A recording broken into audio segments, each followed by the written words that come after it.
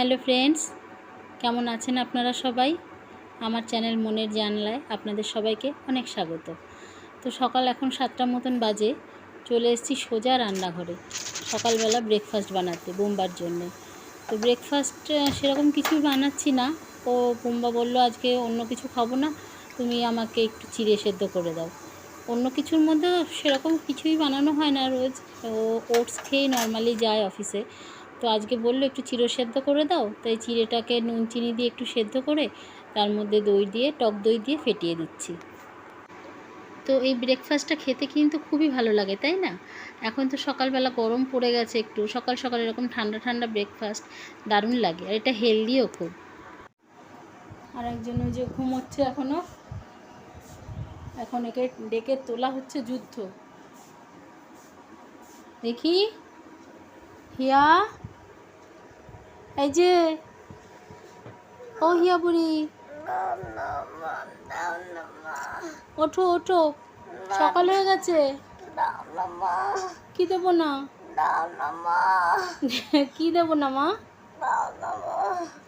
ওঠো ওঠো, উঠে পড়ো, ওঠো মা।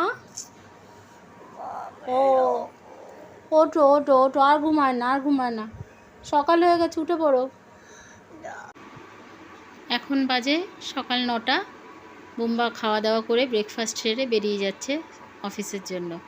তো আজকেও একাই যাচ্ছে, সেরকম আমার কাজের চাপ নেই। কিন্তু অন্যদিন যেদিন আমার মেয়ে স্কুল থাকে, ওরও অফিস থাকে, সকালবেলা আমার প্রচণ্ড কাজের চাপ থাকে।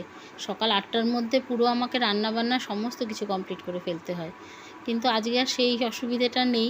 তো এখনও চলে গেলে আমি সোজা রান্নাঘরে যাব। বউরা বেরিয়ে গেল এখন অফিসে। বাবা খাচ্ছে জলখাবার, রুটি তরকারি। রুটি রেখেছিলাম, আজকে এঁচোড়ের তরকারি করব, লাল শাক করব। কাল বাজার থেকে যে এঁচোড়টা কিনে এনেছিলাম সেটাই আজকে সকালবেলা রান্না করছি। তো বাজার থেকে এঁচোড়টা আনার সময় সবজিওয়ালা দাদাকে দিয়ে কাটিয়ে এনেছিলাম। তো উনিও কেটে দিয়েছিলেন বড় করে। তারপরে সেই টুকরোগুলো এত বড় ছিল যে বাড়িতে আমি আমার কাজের মাসিকে দিয়েও ওটা কাটিয়েছিলাম, ছোট করে কাটতে বলেছিলাম, কিন্তু সেও যা কেটেছে তারপরেও এত বড় রয়েছে। তো চলে এসেছি রান্নাঘরে, মুম্বা চলে গেল। আর এবার রান্না করব এঁচোড়ের তরকারি। এঁচোড়, লাল শাক আর চিংড়ি মাছের মাথা বাটার রসটা দিয়ে, মানে মাথাটাকে বেটে মিক্সিতে বেটে সেটার যে রস আছে সেই রসটা দিয়ে পেঁয়াজ রসুন দিয়ে বেশ একটা ভর্তা মতন হয়, সেটা খেতে দারুণ লাগে। ওরকম একটা করার ইচ্ছে আছে। আর লাল শাক ভাজবো আর এঁচোড় করবো। এঁচোড়ের সব সরঞ্জাম রেডি হয়ে গেছে, এবার রান্না বসাবো।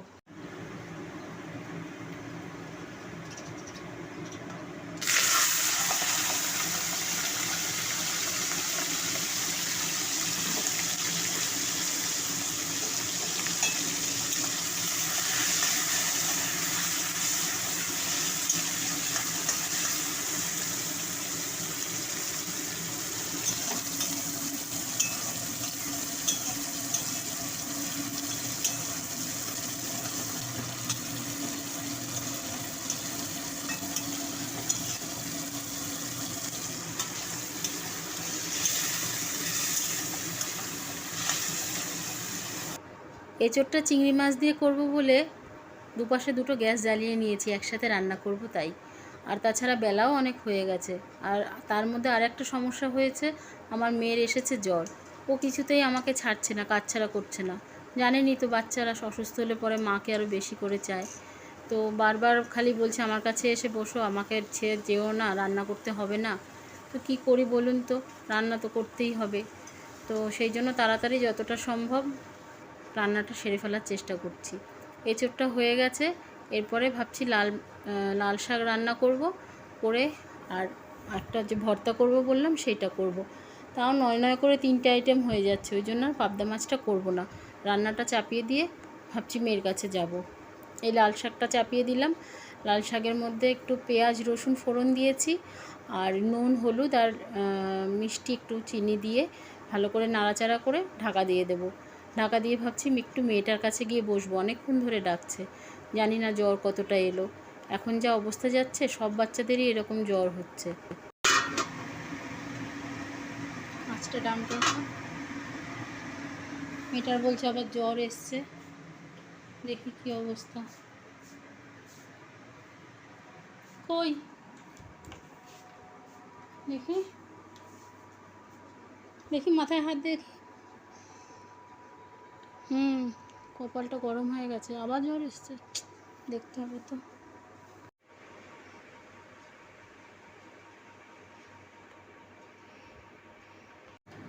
মেয়েটার না ভালোই জ্বর এসছে, 100-র ওপরে জ্বর। কি করবো এখন একা একা ওকে নিয়ে বাড়িতে, চিন্তায় পড়ে গেলাম। যাই হোক, আজকের ভিডিওটা আর কন্টিনিউ করতে পারছি না, এখন ওর কাছেই একটু থাকতে হবে। তাহলে আজকের মতন আসি। আপনারা সবাই ভালো থাকবেন, সাবধানে থাকবেন। আর আমার ভিডিওটা এইটুকুনি দিলাম, এটুকুই দেখে আপনাদের যদি ভালো লাগে তাহলে প্লিজ লাইক আর সাবস্ক্রাইব করে আমার পাশে থাকবেন। আপনারা সবাই ভালো থাকবেন, আজকের মতো আসি।